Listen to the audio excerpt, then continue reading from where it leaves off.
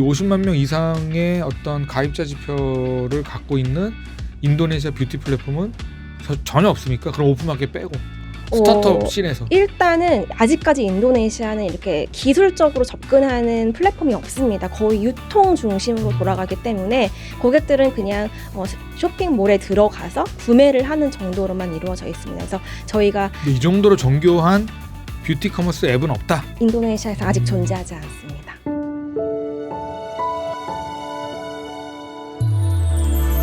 어떤 니즈를 조금 더 파악을 해보니까 피부 진단을 통해서 나의 피부 상태를 알고 화장품을 추천받는 모델보다는 오히려 인플루언서한테 영향을 받기 때문에 네. 인플루언서를 끌어들여서 인플루언서 영상을 통해서 가장 나한테 핏한 인플루언서를 찾아내고 그 사람들이 제안하는 화장품을 내가 보고 방금 얘기한 대로 가격인데 뭐 비싸면 유사 제품을 추천받아서 구매할 수 있는 네. 좀 굉장히 어떻게 보면 인도네시아에서는 상당히 이 루프가 잘만 돌아가면 이상적인 뷰티 커머스가 될 수 있겠다. 네. 이런 생각도 드는데 내년부터 시작한다라고 생각되면 한 어느 정도 이 성과 지표를 예상하고 있습니까? 그리고 마케팅 비용 거의 안 쓴 걸로 제가 알고 있는데 네, 마케팅 비용은 개발이 완벽해질 때까지 쓰고 그러니까. 싶지 않아서 예. 아껴놨습니다. 그러면 이 모델은 어떻게 보면 되게 자신감을 가지고 이제 어떻게 보면 마지막으로 우리가 베팅한다 네. 이런 생각으로 접근을 하게 된다면 현재 내년 네. 정도의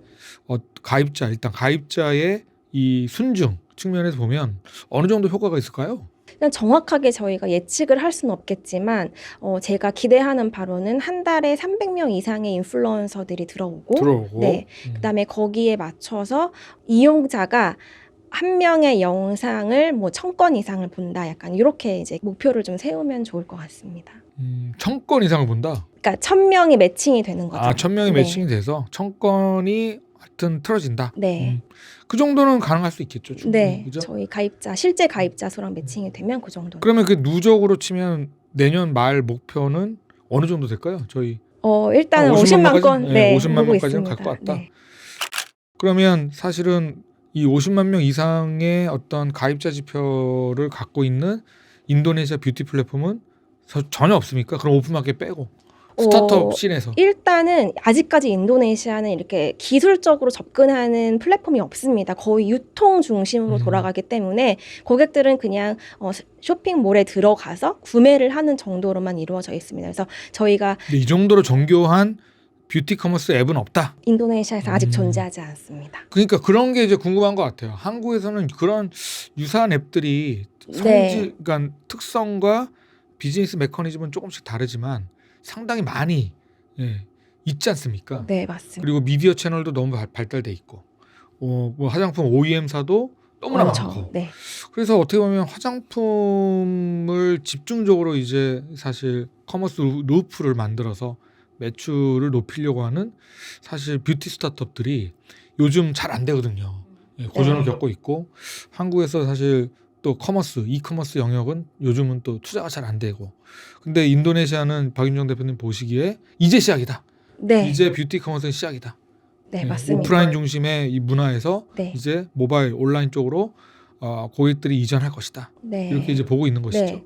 저희가 식약청을 한번 이렇게 찾아봤더니 식약청에 등록된 화장품만 14만 개 정도 되더라고요. 네. 이제 그런 걸 저희가 데이터를 다 쌓아놨고 14만 개의 네. 식약청에 등록된 화장품 데이터를 다 네. DB화했다. 네, 맞습니다. 그리고 그 DB화된 그 필드 값에는 어떤 정형 데이터들이 있는 건가요? 일단 성분 정보와 성분 정보. 그다음에 식약청 허가 넘버가 있습니다. 넘버. 그렇기 때문에 이 제품이 정말로 허가가 된 됐는지 건지 안 안 된 건지, 그다음에 유통사가 어디인 것까지 파악을 할 수가 있습니다. 그 외에 아주 또 뭐 고객들의 어떤 그런 유사 네. 제품을 추천하거나 뭐 이런 것들을 위한 어떤 데이터 가공은 혹시 하고 있지 않나요? 네. 예를 들면 한국에서도 사실은 화장품 성분 가지고 말하기 시작한 게 게 한 5, 6년이 되지 않았습니다. 네, 그렇기 한 때문에 6년, 7년 되는 것 같아요. 그래도 화웨가 이제 시작된 지가. 인도네시아도 이제 막 성분에 대해서 궁금해하고 나는 이 성분에 맞지 않은데 구매해도 될까요? 안 될까요? 이런 질문들을 하기 시작하는 고객들이 생겨나고 있습니다. 그래서 저희 서비스에서도 고객 데이터를 입력을 할 때 내가 피하고 싶은 성분, 내가 확인하고 싶은 성분을 등록을 해서 애초부터 피하고 싶은 성분에 대한 제품은 걸러주고 스크리닝하는 거네요. 네, 그런 것들을 도와주게 됩니다. 사실 어떻게 보면 굉장히 단순해 보일 수 있기도 하고 이게 과연 차별적인 어떤 기술적 차별적 경쟁력이 있을까? 이런 생각이 드는데 네. 지금 말씀을 들어오면 어쨌든 뭔가 가공할 만한 데이터들이 조금 나오고 있는 것 같고 네.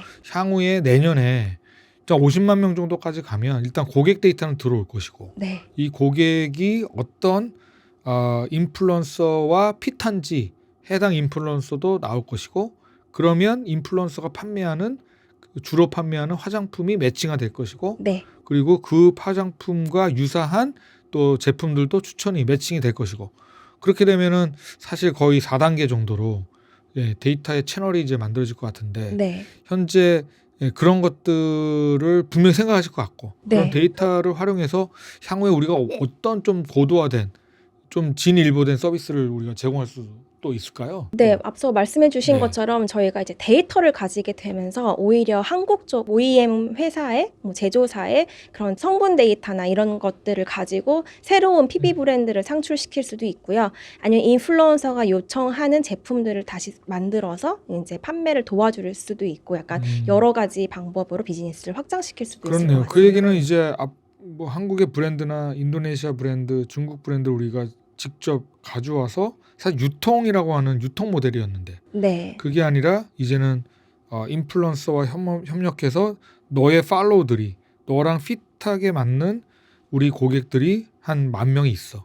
그러면 이 10,000명 대상으로 프로모션도 우리가 도와주고 네. 거기서 예를 들면 피드백이 좋은 그러면 어떤 특정한 성분의 새로운 화장품을 인플루언서가 만들려고 하는데 네. 이거 어때요? 라고 사실은 우리가 대행해 줄 수 있잖아요. 네, 맞습니다. 그래서 나온 피드백을 갖고 긍정적인 피드백이다 그러면 상품 기획을 또 해주고 OEM도 붙여줘서 네. 한국에 있는 OEM 업체 많으니까 붙여서 네. 메이드 인 코리아로 만들어서 납품도 하고 네. 약간 이런 어떤 멀티플 플레이가 가능하다. 네, 선순환을 시킬 수가 있어서 그 상품을 저희 쪽에 다시 태워서 언니스에서 다시 노출을 해서 고객들이 구매를 하게 되고 이렇게 선순환 작업을 네. 할 수 있을 것으로 보입니다.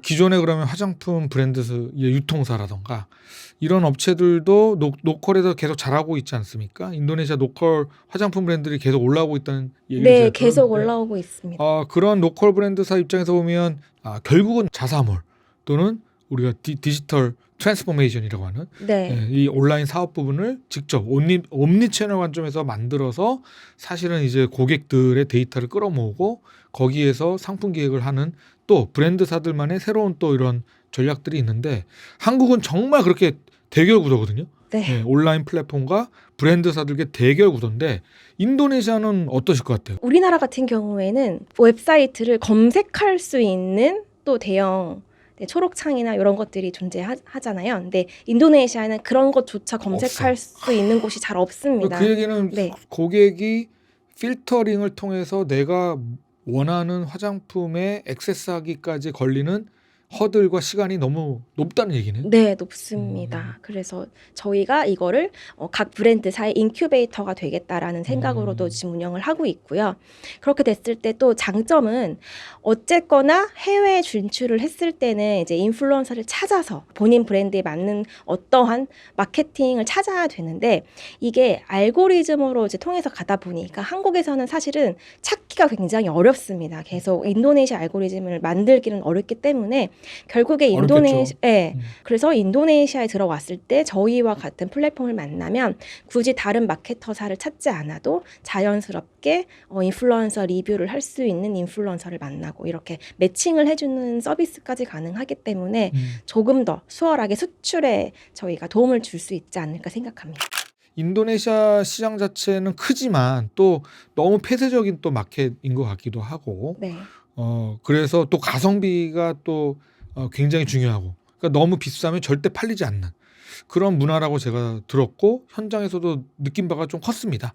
그런 관점에서 과연 이제 우리가 그렇게 가성비가 중요하고 가심비보다는 그런 시장적 특성에서 정말 우리가 매출을 좀 많이 높일 수 있을 것인지, 이 서비스에 대한 장점은 있지만 이게 매출 모델로 연결이 이제 됐을 때 우리가 어느 정도의 이제 수익을 확보할 수 있는지, 네. 그리고 화장품도 프리미엄으로 갈수록 마진이 높은데 이 가성비 중심의 화장품 전략을 구사할 건지 아니면 어떤 이 화장품의 어떤 이 포지셔닝을 갖고 구사할 건지 요게 좀 궁금해집니다. 요건 약간 트리키한 점도 있긴 한데요. 네.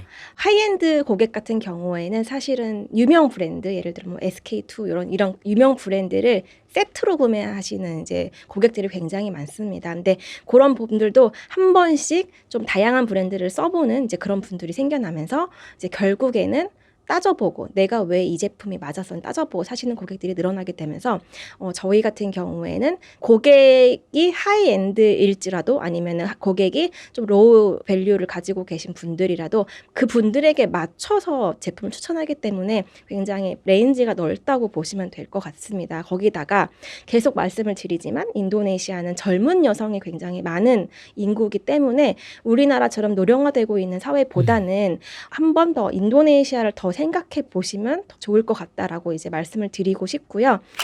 결국 우리가 한국 이제 본사, 그죠?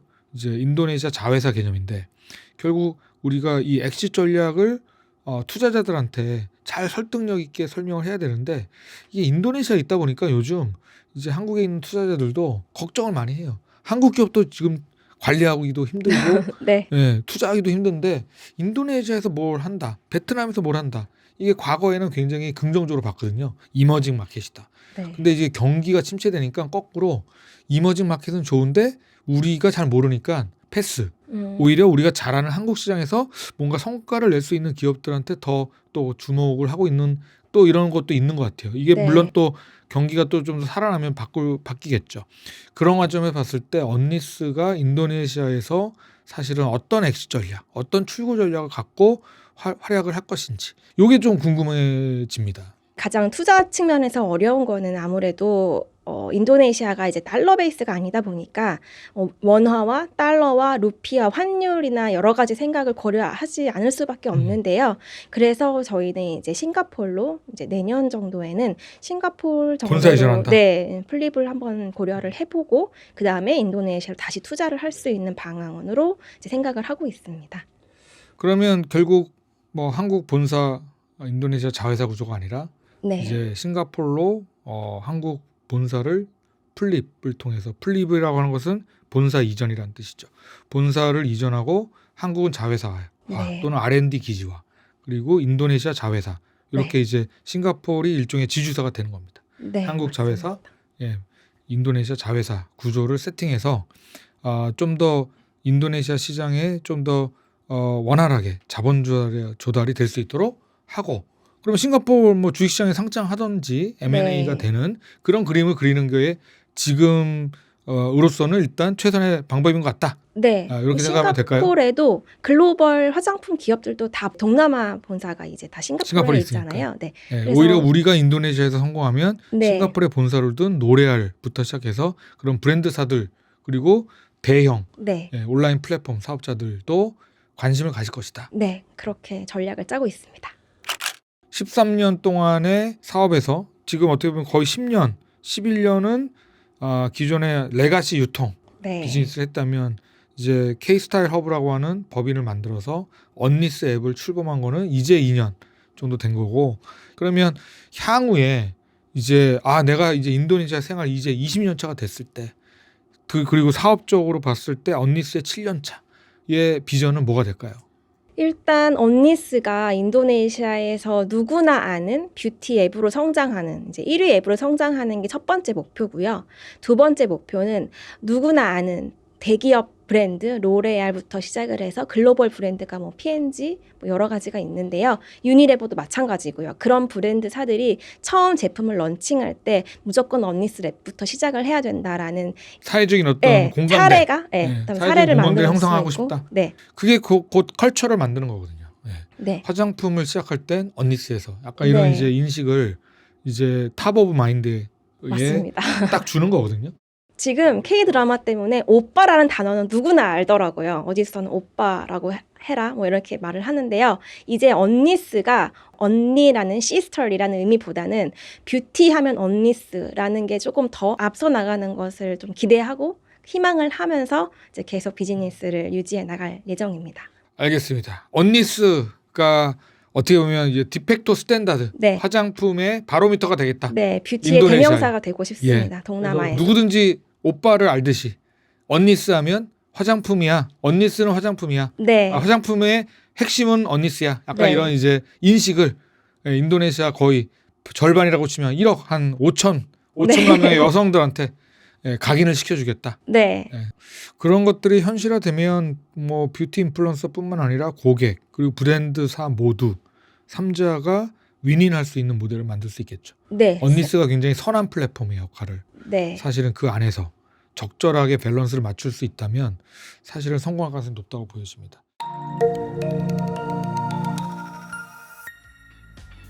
자, 여러분 이상으로 우리가 시벤처스 1기 마지막 7번째 팀 K-스타일 허브 언니스 운영사 박윤정 대표를 만나서 여러 가지 인도네시아의 뷰티 커머스에 대해서 정보도 좀 획득하고 언니스가 어떤 서비스인지 그리고 어떤 고객 가치를 제공하고 있는지 살펴보았습니다. 이 인도네시아에 진출한 한국 스타트업이 이렇게 많지는 않습니다. 그 중에서 뷰티 커머스에서는 거의 유일할 정도로 인도네시아에서 가장 활발하게 활동하고 있는 대표적인 스타트업이라고 할 수 있겠습니다. 여러분들의 많은 관심 부탁드리고 저희 스투파 채널도 구독 꼭 눌러주시기 바랍니다. 여러분 다음에 봐요. 안녕.